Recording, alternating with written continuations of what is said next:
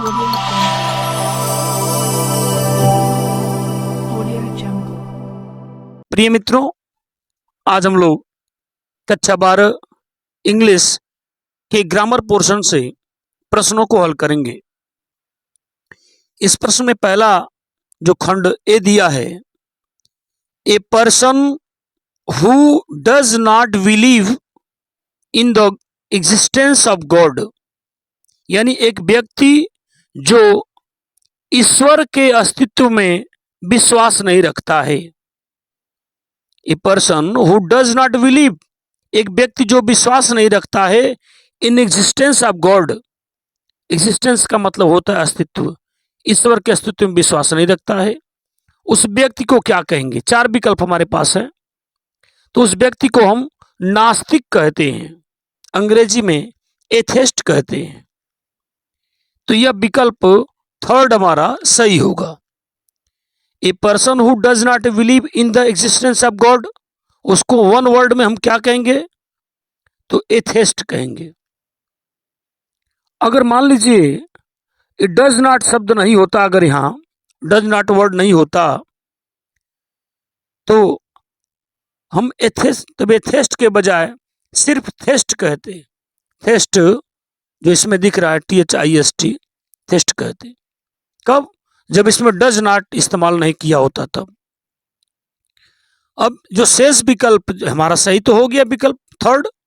शेष जो विकल्प बचे उसकी बात करें तो एगोटिस्ट किसे कहेंगे? जैसा कि लिखा गया है, एगोटिस्ट का मतलब होता है स्व प्रशंसी। A selfish person who always thinks of himself, एक स्वार्थी व्यक्ति जो हमेशा अपने बारे में सोचता है, उसको हम एगोटिस्ट कहते हैं। और विकल्प हमारा दूसरा है अल्ट्रस्ट। अल्ट्रस्ट यानी परोपकारी कहते हैं उसको, तो अल्ट्रस्ट को भी हम यहां दे सकते हैं। और इमिग्रेंट भी है। इमिग्रेंट का मतलब होता है प्रवासी। ए पर्सन हु लिव्स, एक व्यक्ति जो छोड़ देता है हिज ओन कंट्री, यानी अपना देश छोड़ देता है। हिज ओन कंट्री मतलब अपना देश। एक व्यक्ति जो अपना देश लिव्स यानी छोड़ देता है, टू लिव रहने के लिए, इन अदर कंट्री दूसरे देश में।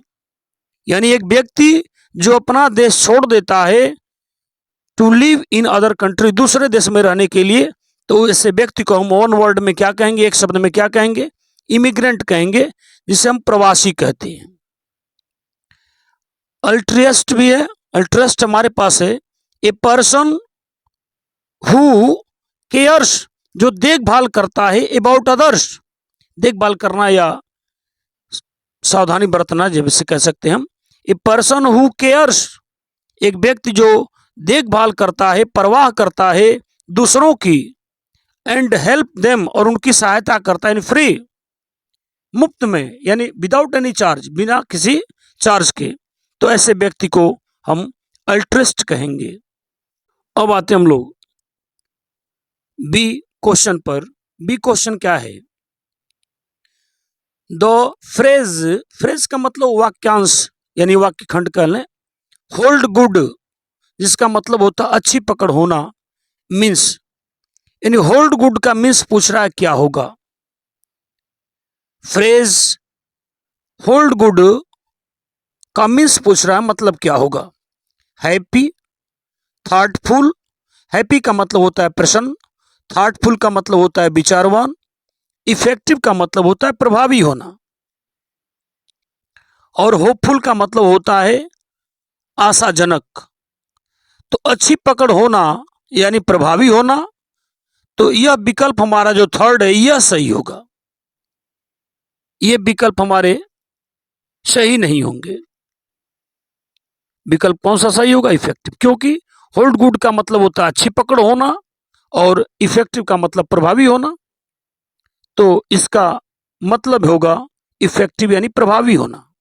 अब आते हैं क्वेश्चन सी पर। हम सी की बात करें, सी में क्या पूछा है? द सिनोनिम, सिनोनिम मतलब जानते हैं आप, पर्यायवाची।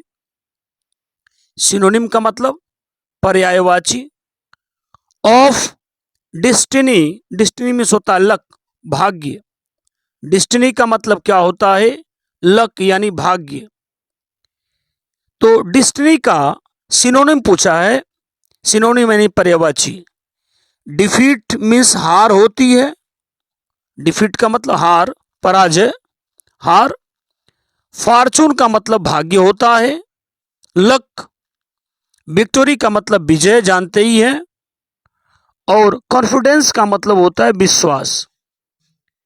तो इस तरह से हम देखेंगे तो डिस्टिनी का मतलब भी भाग्य है और फॉर्चून का मतलब भी भाग्य है। तो डिस्टिनी का जो सिनोनिम होगा वो फॉर्चून होगा यानी भाग्य होगा। तो विकल्प हमारा सेकंड सही होगा। अब आते हम लोग डी पर। इसका प्रश्न डी में क्या पूछा है? ये जो प्रश्न डी है यह सिंटेक्स दिया है, no sooner had he come here. ध्यान देंगे, नो सुनर लिखा है। जैसे सुन मीन्स होता है शीघ्र, जैसे good, better, best, better comparative degree है, ऐसे ही सुनर भी यहां कंपैरेटिव डिग्री है। इसलिए यहां वेन शब्द नहीं होना चाहिए। वेन की जो है, वेन जब कंपैरेटिव डिग्री हो गई तो यहां देन का प्रयोग होना चाहिए था, देन, THAN। तो यह पूछा है, वेन दे दिया। अब पूछा है कि which word in this sentence is error, यानी no sooner had he come here when his father talk to him. यह वाक्य है, सेंटेंस है। फिर पूछा है कि विच वर्ड, कौन सा शब्द इन दिस सेंटेंस, इस वाक्य में इज एरर, गलत है। तो टू, वेन, हैड, हियर, चार विकल्प हमारे पास है। तो वेन यहां गलत है क्योंकि जब यहां कंपैरेटिव डिग्री हो गया तो यहां देन का प्रयोग होना चाहिए। तो यह वेन विकल्प यहां जो बता दिया, वेन शब्द यहां गलत है, यही एरर है। अब आते हम लोग लास्ट इसके खंड पर, लास्ट प्रश्न पर। ई, इसमें पूछा है दो एंटोनिम ऑफ पेट्रियट। पेट्रियट जिसका मतलब जानते हैं देशभक्त होता है। पेट्रियट मीन्स देशभक्त। अब देशभक्त का एंटोनिम पूछा है, एंटोनिम मतलब उल्टा, यानी इसका विलोम बताना हमको है। ब्रेव मीन्स बहादुर होता है, ब्रेव मीन्स बहादुर। और कवर्ड मीन्स कायर। और ट्रेटर का मतलब होता है गद्दार या देशद्रोही। और ऑनेस्ट। तो देशभक्त का जो एंटोनिम होगा, विलोम शब्द होगा, वह हो जाएगा ट्रेटर, क्योंकि इसका मतलब है गद्दार या देशद्रोही। तो विकल्प थर्ड यहां सही होगा। तो उम्मीद करते हैं सारे प्रश्न आपको समझ में आ रहे होंगे।